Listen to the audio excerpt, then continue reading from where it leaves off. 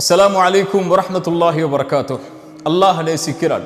அல்லாஹ் யாரை நேசிக்கிறான்? அல்லாஹுடைய தூதர் ஸல்லல்லாஹு அலைஹி வஸல்லம் சொன்னார்கள், பலமில்லாத, இந்த செய்தியை கேளுங்கள், உங்களுடைய உள்ளம் உறுதிப்படும்.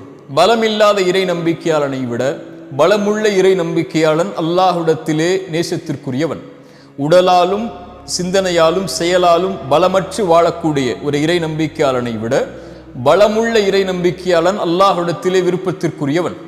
ஆனால் இருவரிடத்திலும் நலவுகள் உள்ளது. அல்லாஹுடைய தூதர் மேலும் சொன்னார்கள், ஏதாவது உலக காரியத்தில் நலவை நீங்கள் கண்டு அதை நீங்கள் பேராதரவோடு விரும்பினால் அதை தேடுங்கள் அல்லாஹ்விடத்தில், அதற்காக அல்லாஹ்விடத்திலே உதவி தேடுங்கள்.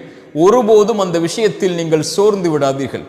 மேலும் சொன்னார்கள், ஏதாவது ஒன்று உலக வாழ்வில் உங்களை கடந்தால் நடந்தால், இதால் நடந்தது, அதால் நடந்தது, இதனால் நடந்தது, அதால் நடந்தது என்றெல்லாம் கூறிக்கொள்ளாதீர்கள்.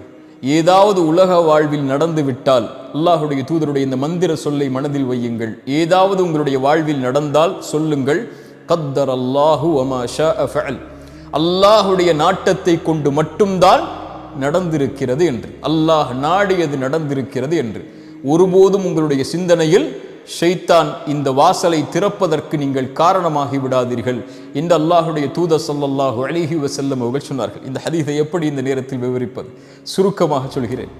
பலமில்லாத வாழ்வில் ஏதாவது சோதனைகள், சிரமங்கள், கஷ்டங்கள், பிரச்சனைகள், தொழிலில் தோல்வி, செல்வத்தில் தோல்வி, அல்லது அவன் விரும்பிய பெண்ணை திருமணம் முடிக்கவில்லை, அல்லது விரும்பிய ஒரு மணமகனை திருமணம் முடிக்கவில்லை, அல்லது நோய், அல்லது இழப்புகள், அல்லது உயிரிழப்புகள், இப்படி வாழ்வில் எது நடந்தாலும், அல்லது கல்வியில் தோற்றாலும், ஒரு விளையாட்டில் தோற்றால் கூட இன்றைய காலத்தில் பலரை பார்க்கிறோம், இருளில் உட்கார்ந்து கொண்டு அழுது கொண்டு, ஐயோ இப்படி நடந்து விட்டது, எப்படி வெளியேறப் போகிறேன், எப்படி வாழப்போகிறேன், எதற்கு எனக்கு இந்த உலக வாழ்க்கை என்று புலம்பிக் கொண்டு கண்ணீர் மலையில் மூழ்கி கொண்டு இன்னும் பலர் கோழைகளாக மாறி உயிரையே மாய்த்து கொள்ளக்கூடிய மனிதர்கள் வாழக்கூடிய இந்த உலகில் எது நடந்தாலும், எதை வாழ்வில் சந்தித்தாலும், எந்த இழப்புகளை, தோல்விகளை வாழ்வில் கொண்டாலும், தங்களுடைய சிந்தனையாலும், உடலாலும், மனதாலும், எண்ணத்தாலும், செயலாலும் உறுதியோடு முன்னேறக்கூடிய இறை நம்பிக்கையாளர்களை அல்லாஹ் நேசிக்கிறார்.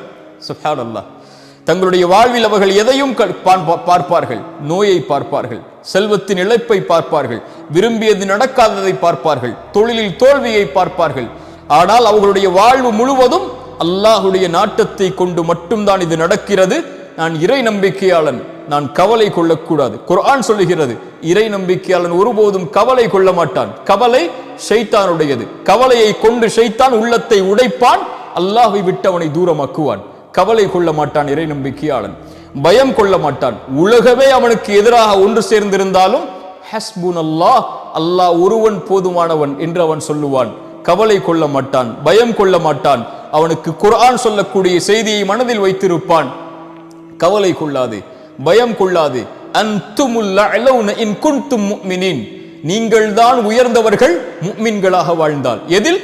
எதிலும், இந்த உலக காரியத்திலும், தொழிலிலா நீங்கள் தான் உயர்ந்தவர்கள். இறை நம்பிக்கையாளராக இருந்து அல்லாஹ் அனுமதித்த வழியில் உங்களுடைய செல்வத்தை சேகரிப்பதற்கு நீங்கள் முன்னேறினால், இந்த உலகத்தில் இருக்கக்கூடிய எல்லோர்களையும் செல்வத்திலும் நீங்கள் முந்தலாம். உங்களுடைய முயற்சியை நீங்கள் அதில் வைத்திருந்தால், முஃமின்களாக வாழ்ந்தால்.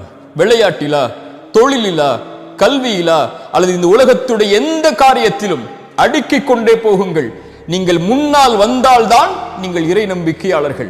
ஏன்? நீங்கள் உறுதியோடு அல்லாஹுடைய நம்பிக்கையை உள்ளத்தில் வைத்திருப்பவர்கள். எல்லோர்களை விடவும் நீங்கள் மேன்மையானவர்கள். உங்கள் சமூகத்தில் வாழக்கூடிய மக்களில் யாரை நீங்கள் அருகில் வைத்திருந்தாலும் நீங்கள் தான் உயர்ந்தவர்களாக இருக்க வேண்டும். அதில் ஏன்? இறை நம்பிக்கையாளன் பலமுள்ளவனாக இருந்தால்தான் அல்லாஹ் அவரை நேசிக்கிறான் என்று அல்லாஹுடைய தூதர் ஸல்லல்லாஹு அலைஹி வஸல்லம் அவர்கள் சொன்னார்கள். வாழ்வில் எதை சந்தித்தாலும், அது இனிமையோடு இருந்தாலும், கவலையோடு இருந்தாலும், நோயோடு இருந்தாலும், சுகத்தோடு இருந்தாலும், தோல்வியோடு இருந்தாலும், வெற்றியோடு இருந்தாலும், அல்லது தோல்விகளையே வாழ்வில் கண்டு கொண்டிருந்தாலும், வாழ்வு முழுவதும் இருளானாலும், பிரச்சனைகளால் வாழ்வு இனிமேல் வெளியேறுவதற்கு வழி தெரியாத அளவிற்கு மூடப்பட்டாலும், உயிர் மூச்சு அடுத்த நிமிடத்தில் உங்களோடு இருந்தால் அல்லாஹ் உங்களுக்கு இன்னும் வாய்ப்பை கொடுத்திருக்கிறான். முன்னேறுங்கள். எதையும் வாழ்வில் ஜெயித்து விடலாம். நான் உங்களை உள்ளத்தால் தட்டி எழுப்புவதற்குள்ள வார்த்தைகளை நான் சொல்லவில்லை. அல்லாஹ் குர்ஆனிலே சொல்லுகிறான், ஒருவன் முயற்சி செய்தால் அந்த முயற்சியுடைய பலனை பெற்றே தீருவான். அது உலக காரியத்திலும் சரி, மறு உலக காரியத்திலும் சரி. இந்த உலகத்தில் இருக்கக்கூடிய மனிதர்கள் முடிவை பார்க்கக்கூடியவர்கள். வெற்றி அடைந்தாயா என்பதைத்தான் பார்ப்பார்கள். அது ஒரு முஃமினுடைய இலக்கல்ல. ஒரு முஃமினுடைய இலக்கு எல்லா காரியத்திலும் முயற்சி மட்டும்தான். எல்லா காரியத்திலும் முழு மூச்சோடு உடலை தயார்படுத்துவதாக இருந்தாலும், உள்ளத்தை தயார்படுத்துவதாக இருந்தாலும், தன் குடும்பத்தை தயார்படுத்துவதாக இருந்தாலும், தன் செல்வத்தை தயார்படுத்துவதாக இருந்தாலும், தன்னுடைய சமூக அந்தஸ்தை உயர்த்துவதாக இருந்தாலும், ஈமானுடைய காரியங்களிலும் மறு உலக காரியங்களிலும் உலகத்தில் யார் அவர்களோடு வாழ்ந்தாலும் அதில் 10ல் 1 அவன் ஒருபோதும் வாழ்ந்து மடிய மாட்டான். உலக வாழ்வில் இருந்து அவன் கண்ணை மூடும் போது எல்லோர்களை விடவும் அல்லாஹ்விடத்தில் நான் மேன்மையானவனாக, இறை நம்பிக்கை கொண்ட பலமான உறுதியோடு வாழக்கூடிய, அல்லாஹுடைய கதரை உள்ளத்தாலும் உடலாலும் மனதாலும் ஏற்று வாழக்கூடிய இறை நம்பிக்கையாளனாகத்தான் அவன் வாழ்ந்து மறைவான் என்று இருக்கக்கூடிய இறை நம்பிக்கையாளர்களை அல்லாஹ் நேசிக்கிறான். சுப்ஹானல்லாஹ். இந்த செய்தியை விவரித்துக் கொண்டே போகலாம். அல்லாஹ் எம்முடைய உள்ளத்தை உறுதிப்படுத்தட்டும். இப்படி பலமோடு வாழக்கூடிய இறை நம்பிக்கையாளர்களாக அல்லாஹ் எம்மை ஆக்கட்டும். மன உறுதியோடு உடலாலும் உள்ளத்தாலும் செயலாலும் சிந்தனைகளாலும் எண்ணத்தாலும் வாழக்கூடிய இறை நம்பிக்கையாளர்களை அல்லாஹ் நேசிக்கிறான், பலமில்லாத இறை நம்பிக்கையாளர்களை விட. அஸ்ஸலாமு அலைக்கும் வரஹ்மத்துல்லாஹி வபரகாத்துஹு.